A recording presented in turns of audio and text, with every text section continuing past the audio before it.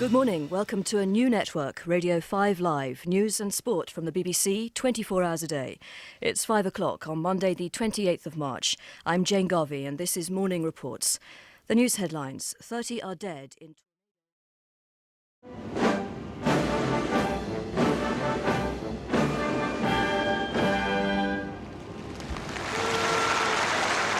the audience applauds as the new flag of Hong Kong flies strongly in the wind. The flag of the People's Republic of China and the new flag of the Special Administrative Region, which is Hong Kong.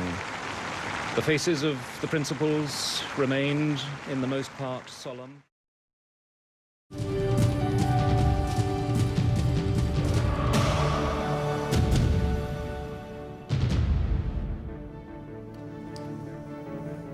Hello and welcome for the first time to BBC News 24. I'm Gavin Esler. And I'm Sarah Montague. The headlines at 6 o'clock.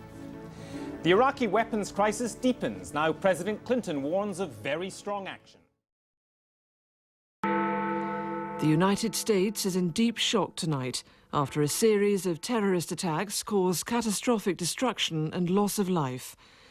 The coordinated strikes began during the morning rush hour when two hijacked passenger aircraft were deliberately crashed into the Twin Towers of the World Trade Center in New York. Both buildings collapsed. A third airliner then crashed into the Pentagon headquarters in Washington. Another plane went down in a field in Pennsylvania.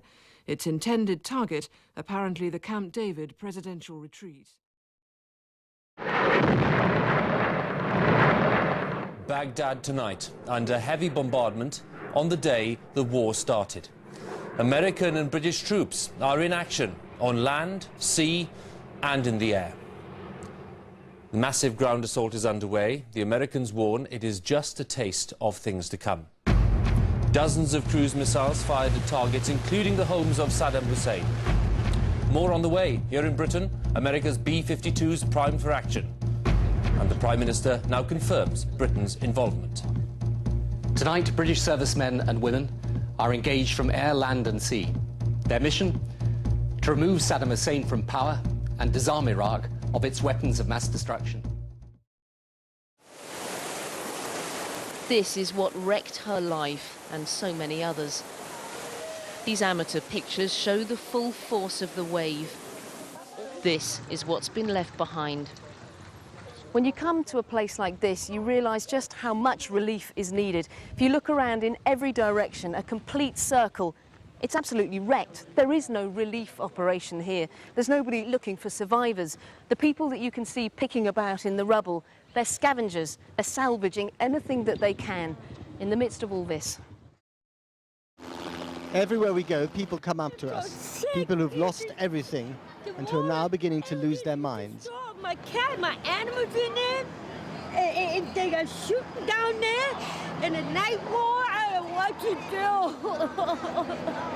do. Welcome or welcome back to the Convention Center of New Orleans, now wretched home to thousands of people, most of them black, all of them incredulous that they've become refugees in their own city for 5 days and counting without any help. Our business editor, Robert Peston, who broke the story, has the latest. 70 over 10 years! On the markets, it was another grim dawn for HBOS, owner of the Halifax. From the start of trading, its shares tumbled, more than halving in value in less than an hour. And then this. Let's talk to our business editor, Robert Peston, because we got some breaking news. Yes, I've got an extraordinary exclusive story, which is following the sharp falls in HBOS's share price. I've actually learned that HBOS and Lloyds are in very advanced merger talks. All the way from Greenock in Scotland, via Southampton, the Suez Canal, in Singapore, the BBC box has arrived here in Shanghai. It's taken about a month. 15,000 bottles of whiskey inside. Now what's unusual is we actually know what's inside that container because most of the containers on this ship were on the Copenhagen Express. Look at all these containers. There are over 1,000 of them and the crew here don't normally know what's inside. I wasn't at the event that the Economist said those things, but he was talking in a very conditional sense, I'm told. Okay. And then, because it was overinterpreted, dare I say it, by the BBC, the Secretary-General went out onto the news to say, actually, you are misinterpreting what the OECD is saying. And the OECD is one of those organisations, like the IMF, like the G20, like the European Commission, like the CBI, like the Chambers of Commerce, like the Federation of Small Businesses, that supports what we're doing. And if you, of course, you can always assemble a group of, what the BBC themselves called left-wing academics to criticise what we're doing. But that doesn't mean that that is where the consensus of opinion is. The consensus of opinion is we... First, let's talk a little bit about what you're trying to do, Bill Gates. Aid agencies have been at this, governments have been at it. What can you do, do you think, as a philanthropist that they can't do? Well, in fact, aid agencies have had great results. Over 20 million children a year under the age of 5 died back in 1960. Now it's under 9 million. What we can do is we can accelerate that improvement by getting the very latest vaccines that the rich countries take for granted and getting them out to the poor